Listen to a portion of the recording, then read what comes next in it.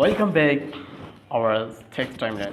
আজকে আমরা নতুন একটা জিনিস শিখব, যেটা হচ্ছে যে আমরা সাধারণত আমাদের লাইফে আমরা নিত্যদিনে কত ছবি আমরা তুলি বা আমাদের কত যে ডকুমেন্টস আমরা মোবাইলে রাখি, কিন্তু আমরা যদি আমাদের মোবাইলটা যদি হারিয়ে যায় অথবা নষ্ট হয়ে যায়, তাহলে আমাদের মোবাইলটার কি ওই ডকুমেন্টসগুলো হারিয়ে যায় বা অথবা আমরা মেমোরি কার্ড অনেক সময় অনেক কিছু আমরা সংরক্ষণ করে রাখি, আমাদের প্রয়োজনীয় বিভিন্ন ছবি, অডিও, ভিডিও ক্লিপস।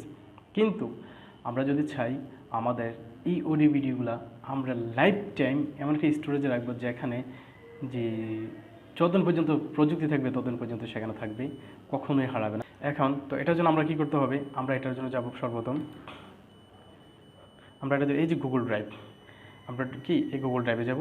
সাধারণত এটা কি অটোমেটিক্যালি ফোনে অ্যাপসটা থাকে, অনেক সময় অ্যাপসটা থাকে বাট কাজ করতেছে না, আপডেট করে নেবেন কেমন।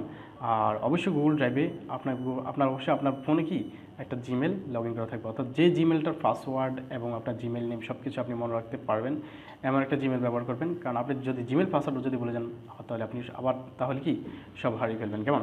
তো আমরা এখন চলে যাব গুগল ড্রাইভে। হ্যাঁ, গুগল ড্রাইভে আসার পর আমার যদি কোনো জিমেল অ্যাকাউন্ট যদি লগ ইন না করা থাকতো, তাহলে আমরা কি এখানে নাম থাকতো, যেমন আমার এখানে এন দেওয়া আছে, এন দিয়ে আমার একটা জিমেল করা আছে, আমরা এনটা এখানে দেখতে পাচ্ছি। দেখেন, হ্যাঁ, অলরেডি আমি এখানে কিছু কি ছবি এখানে কালেক্ট করে রেখেছি। সো আপনি যখন এখানে আসবেন, এখানে আসার পর আপনি এই যে প্লাস বাটন এটাতে ক্লিক করবেন কেমন। প্লাস বাটনে ক্লিক করবেন। প্লাস বাটনে ক্লিক করলে এখান থেকে ফোল্ডার তৈরি করতে পারবেন, এখান থেকে আপনি আপলোড করতে পারবেন, এখান থেকে আপনি স্ক্যান করতে পারবেন, গুগল লেন্স, গুগল ডক আপনি এখানে লেখালেখি করতে পারবেন, গুগল শিট যেটা আমরা মাইক্রোসফট এক্সেল আর গুগল স্লাইডের কাজও করতে পারবেন কেমন। ঠিক আছে, তো আমাদের দরকার হচ্ছে আমাদের ছবি আপলোড করে রাখা কেমন। তা আমরা এই আপলোডে ক্লিক করব। গ্যালারি, আপনি এখান থেকে গ্যালারিতে যাবেন। গ্যালারিতে যাওয়ার পর সাপোজ মনে করেন আমার এখানে এই ছবিগুলো আছে, তো আমি চাইলে আমার এই ছবিগুলো আমি এখানে স্টোর করে রাখতে পারবো কেমন। তো আমি এখানে ক্লিক করবো, যেটা নেব আমি সেটা আমি সিলেক্ট করবো, আমি এটাতে টিপ দেবো, এটা সিলেক্ট করব। হ্যাঁ, আমার ছবি আপলোড হওয়া শুরু করেছে, এই দেখছেন আমার ছবিটা এখানে আপলোড হতে শুরু করেছে কেমন। তো আপনি এখানে চাইলে অনেকগুলো একসাথে সিলেক্ট করে আপনি আপলোড করে ফেলতে পারবেন কেমন। আমি আবারও দেখাচ্ছি, এখানে যাবেন, আবার যদি চান আমি ফোল্ডার তৈরি করবো, আপনি ফোল্ডার তৈরি করতে পারবেন। ফোল্ডারের নাম দিবেন যে মাই ট্রাভেল ফিক আগস্ট 2022। তো আমি এখানে একটা ফোল্ডার ক্রিয়েট করে ফেললাম।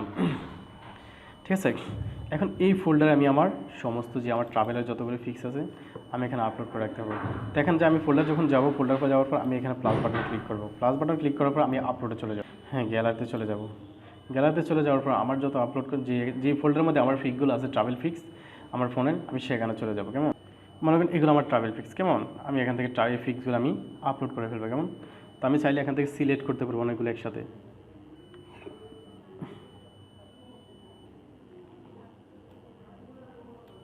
ঠিক আছে, আমি আপাতত আপনার এই ছবিটা আমি আপলোড করতেছি, যেমন আমার এই ছবিটা আমি সংরক্ষণ রাখবো। আমি এটাতে ক্লিক করলাম, প্রেফারিং টু আপলোডিং ওয়ান ফাইল, আমার এই ফাইলটা কি আপলোড হয়ে যাচ্ছে। হ্যাঁ, অর্থাৎ আপনি এইভাবে কি আপনার এখানে ডাটা, আমার এখানে হয়তো আমি মোবাইল কোনো একটা সেটিংস চেঞ্জ করে ফেলেছি, এই জন্য কি এখানে ওয়াইফাই চাচ্ছে, সমস্যা নেই, আপনারা চাইলে আপনাদের কি আপলোড হয়ে যাবে কেমন। ঠিক আছে, ওকে, ছিল আজকের টিউটোরিয়াল। সবাই ভালো থাকবেন, আল্লাহ হাফেজ।